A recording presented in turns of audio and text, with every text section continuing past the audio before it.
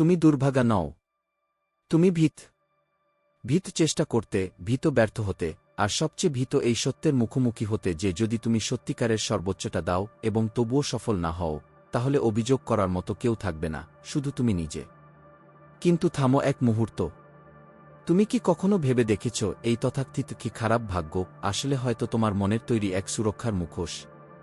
যদি তোমার জীবনের প্রতিটি স্থবিরতা, প্রতিটি হারানো সুযোগ, প্রতিটি ব্যর্থ সম্পর্ক কেবল ভাগ্যের নয়, বরং তোমার সিদ্ধান্তের ফল হয়।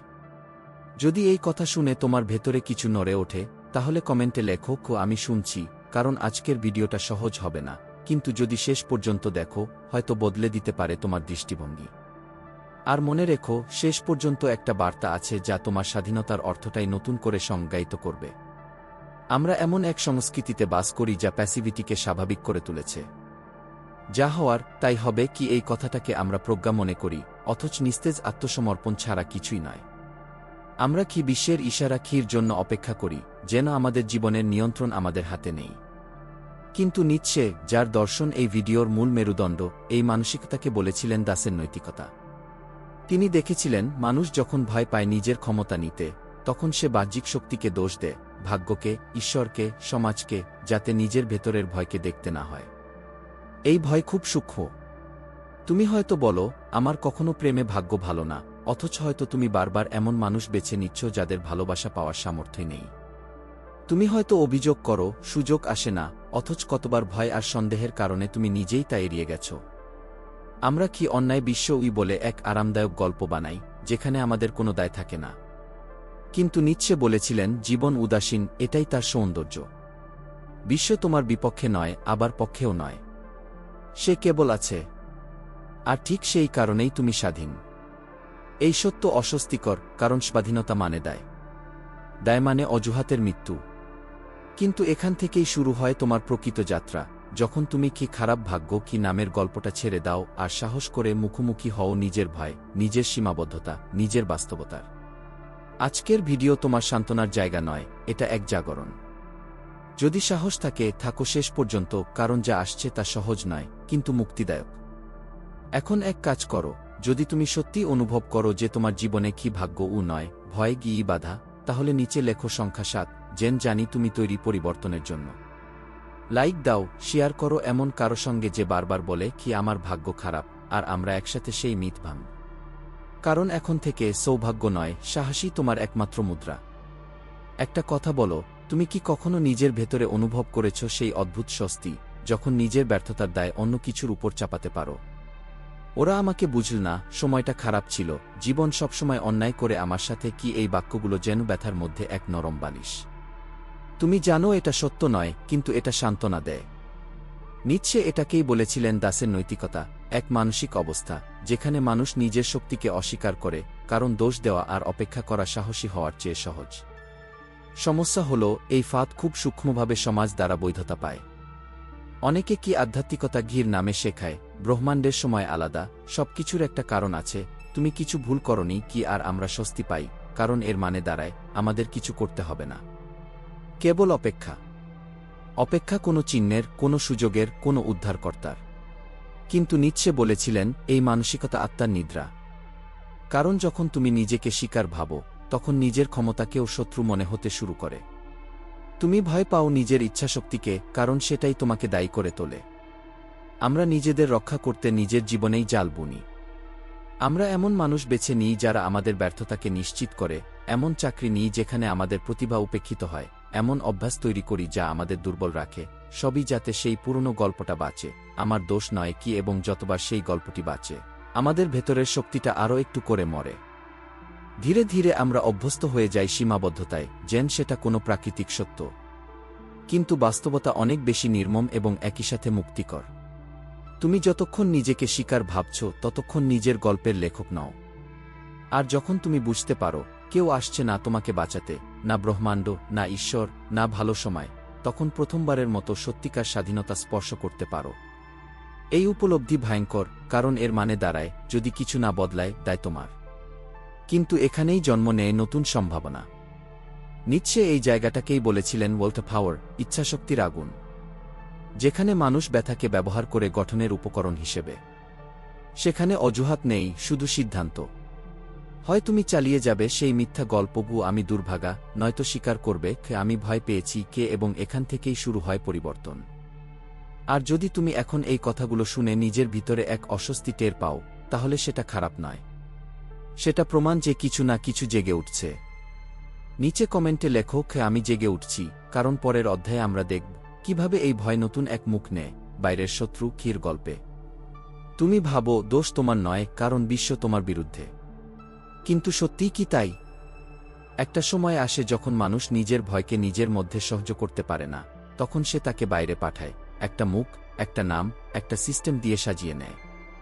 বিশ্ব আমার বিরুদ্ধে, মানুষ আমাকে ঠকায়, দেশটা সুযোগ দেয় না, ওই মানুষটা আমার জীবন নষ্ট করেছে। কি এই কথাগুলো শুনতে শক্তিশালী মনে হয়, কিন্তু আসলে এগুলো আত্মরক্ষার কৌশল। নিৎসে দেখেছিলেন এটাই মানুষের সবচেয়ে পুরনো কৌশল, নিজের অক্ষমতাকে ব্যাখ্যা করতে বাইরের ভূত তৈরি করা। আগে এই ভূত ছিল ঈশ্বরের শাস্তি, এখন সেটা হলো অ্যালগরিদম, বাজার, পরিবার, রাজনীতি, এমনকি রাশিচক্র পর্যন্ত। নাম বদলায় কিন্তু উদ্দেশ্য একই, দায় থেকে পালানো।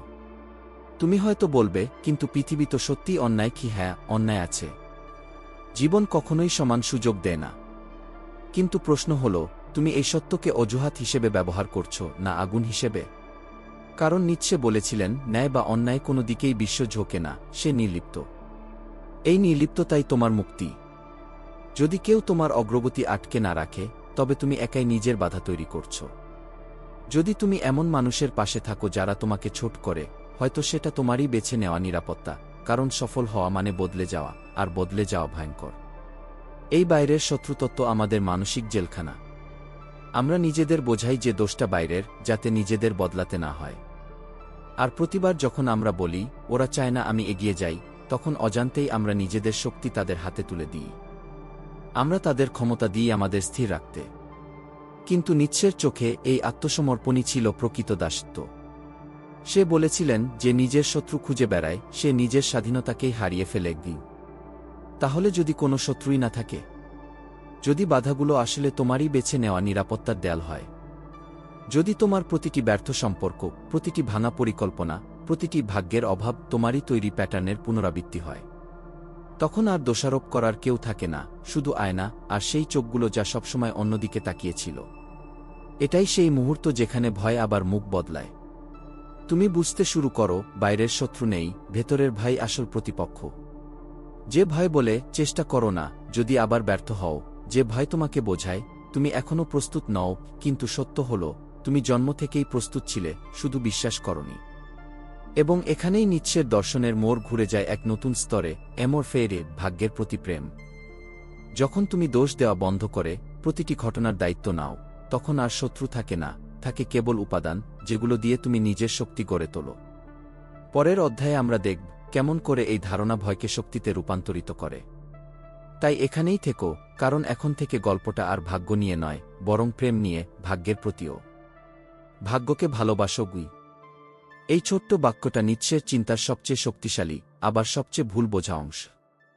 অনেকেই ভাবে এমর ফেড মানে হল নিঃশর্তভাবে মেনে নেওয়া, যেমন যা হওয়ার তাই হবে, কিন্তু নিৎসের জন্য এটা ছিল না আত্মসমর্পণ, বরং বিদ্রোহ। এমর ফেড মানে আমি যা কিছু পেয়েছি সবকিছুকেই ব্যবহার করব নিজের রূপান্তরের উপকরণ হিসেবে। কি এটা সেই আগুন যা ব্যথাকে পুড়িয়ে আলোর জন্ম দেয়? তুমি যখন নিজের জীবনের দিকে তাকাও, ভুল সিদ্ধান্ত, ভাঙা সম্পর্ক, হারানো সুযোগ, লজ্জা, অপরাধবোধ, সবকিছুই হয়তো তোমার বিরুদ্ধে মনে হয়। কিন্তু এমর ফেড শেখায় এগুলোকে ঘৃণা নয়, ভালোবাসা দিতে। কারণ নিৎসের দৃষ্টিতে শুধুমাত্র যে মানুষ নিজের অতীতের সাথে যুদ্ধ বন্ধ করে, সেই মানুষই ভবিষ্যতের সাথে নাচতে পারে। যতক্ষণ তুমি চাও অতীতটা অন্যরকম হোক, তুমি আসলে নিজের বর্তমানকে বন্দী করে রাখছ। কিন্তু একবার যদি বলতে পারো, হ্যাঁ এটাও আমি, তখন আর কিছুই তোমাকে বেঁধে রাখতে পারে না। ভালোবাসা এখানে কোনো কোমল অনুভূতি নয়, এটা এক ধরনের যুদ্ধ ঘোষণা। এমর ফেড হল নিজের জীবনের প্রতি নির্মমসাৎ ভালোবাসা, যেখানে ব্যর্থতা, অপমান, এমনকি যন্ত্রণা পর্যন্ত অর্থবহ হয়ে ওঠে। এটা সেই মুহূর্ত যখন তুমি নিজের ভিতরে বলো, আমি চাই না কিছু বদলাক, কারণ এই ভুলগুলোর মাধ্যমেই আমি আজকের আমি। কি এটাই নিৎসের চোখে স্বাধীনতার শুরু, যখন তুমি আর নিজেকে ভিকটিম ভাবো না, বরং সৃষ্টিকর্তা ভাবো। কারণ যে নিজের ভাগ্যকে ভালোবাসে সে আর তার বিরুদ্ধে যুদ্ধ করে না, সে সেটাকে ব্যবহার করে। ভাবো তো, যদি তুমি তোমার প্রতিটি কষ্টকে কাঁচামাল হিসেবে দেখতে পারতে, যদি তোমার প্রতিটি ভয়কে এক একটা শিক্ষায় রূপ দিতে পারতে, তাহলে কি এখনও কি দুর্ভাগা কি শব্দটা মুখে আনতে পারতে? এমর ফের সেই মুহূর্ত, যখন তুমি বুঝতে পারো ব্রহ্মাণ্ড তোমার পক্ষে না গেলেও সমস্যা নেই, কারণ তুমি নিজের পক্ষে আছো। আর সেই অবস্থানেই জন্ম নেয় প্রকৃত শক্তি, ওয়েলথ পাওয়ার, নিজের জীবনকে অর্থ দেওয়ার ইচ্ছাশক্তি।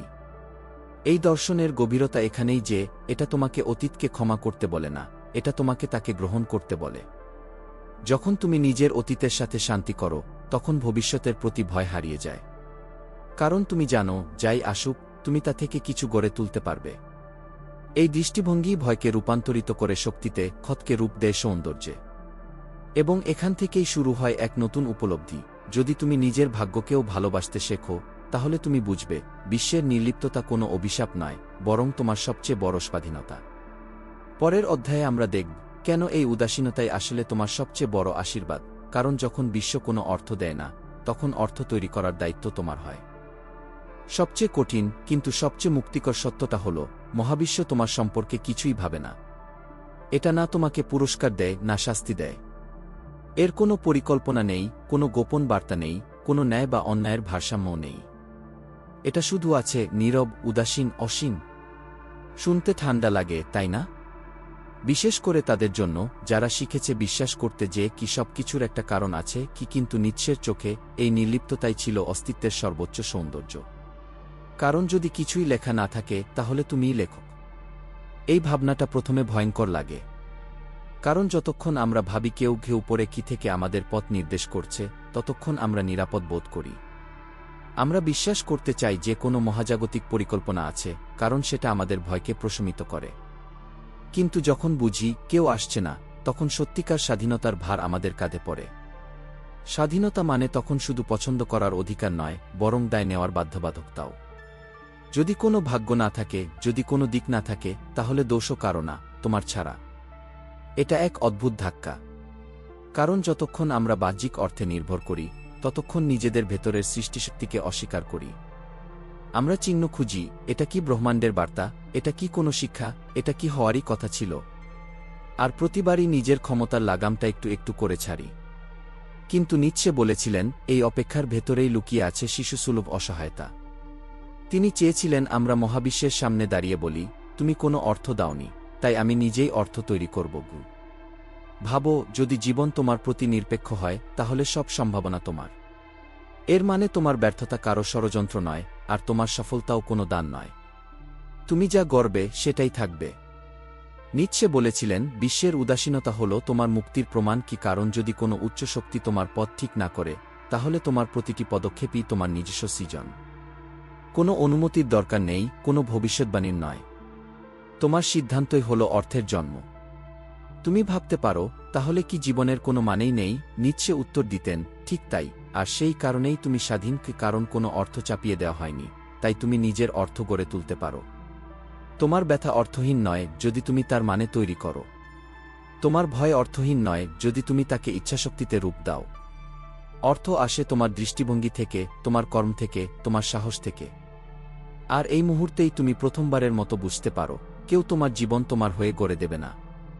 এই উপলব্ধি নিয়ে যায় আমাদের পরের ধাপে, যেখানে গল্প শেষ হয় অজুহাতে নয়, বরং সৃষ্টি দিয়ে।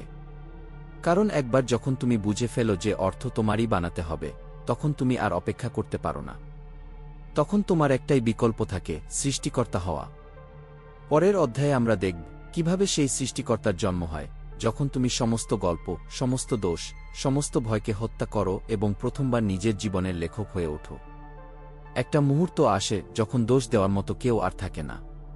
কোনো ট্রমা না, কোনো অভিভাবক না, কোনো অন্যায় সমাজ না, এমনকি কোনো কি খারাপ সময় গিয়েও না। আয়নায় তখন শুধু একজন, তুমি। আর সেই মুহূর্তেই শুরু হয় প্রকৃত বিপ্লব।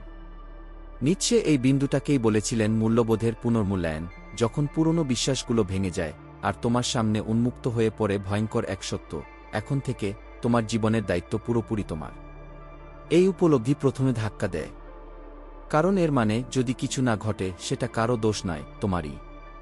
যদি তুমি অগ্রগতি না পাও, সেটা কি ভাগ্যের অভাব কি নয়, বরং তোমার দ্বিধা, তোমার ভয়, তোমার অপূর্ণ সাহসের প্রতিফলন।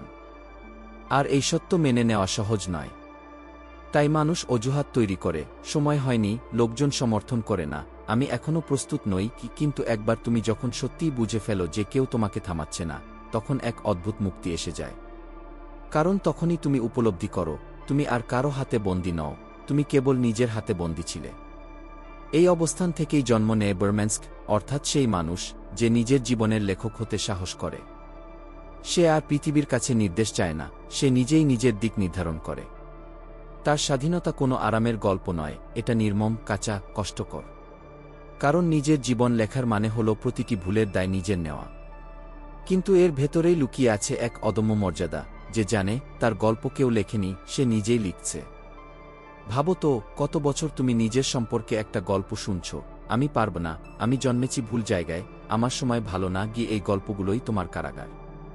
আর আজ নিৎসের ভাষায় সময় এসেছে চরিত্রটাকে মেরে ফেলার। তুমি যে ভূমিকায় এতদিন অভিনয় করছ, ভিকটিম, অভাগা, অপেক্ষমানকে, তাকে শেষ করতে হবে। কারণ যতক্ষণ সেই গল্প বেঁচে আছে ততক্ষণ তুমি তার মধ্যে বন্দী। কিন্তু একবার যখন সেই গল্পটা মরে যায়, তখন জন্ম নেয় লেখক, যে নিজের অর্থ তৈরি করে, নিজের ভবিষ্যৎ আঁকে, নিজের সীমা নিজেই নির্ধারণ করে। এই পর্যায়ে আর কোনো মানচিত্র নেই, কোনো গাইড নেই, কোনো নিশ্চয়তাও নেই। আছে শুধু সিদ্ধান্ত। তুমি আজই বেছে নিতে পারো, অন্যের লেখা গল্পে এক্সট্রা হয়ে বেঁচে থাকবে, না নিজের গল্পের নায়ক হবে। কারণ শেষ পর্যন্ত নিৎসের কথাই সত্য হয়, স্বাধীনতা মানে দায়বদ্ধতা, স্বাধীনতা মানে যদি কিছু না বদলায় সেটা তোমারই সিদ্ধান্ত। এখন আমি চাই তুমি একটা কাজ করো, কমেন্টে লেখো, আমি নিয়ন্ত্রণ বেছে নিচ্ছি, কে এটাকে তোমার প্রথম অঙ্গীকার হিসেবে লিখো, নিজের জীবনের পুনর্জন্ম হিসেবে। এই মুহূর্তটাই হতে পারে তোমার গল্পের প্রথম আসল অধ্যায়। যদি এই ভিডিওটা তোমাকে নেড়ে দিয়ে থাকে, শেয়ার করো এমন কারো সঙ্গে যে বারবার বলে কি আমার ভাগ্য খারাপ, কি কারণ হয়তো সেও অপেক্ষা করছে নিজের শক্তি মনে করার জন্য। আর এখনই থেমো না, সামনে যে ভিডিওটা আছে সেটা এই যাত্রার পরবর্তী দরজা। কারণ এখন থেকে তুমি কেবল দর্শক নও, তুমি সৃষ্টিকর্তা।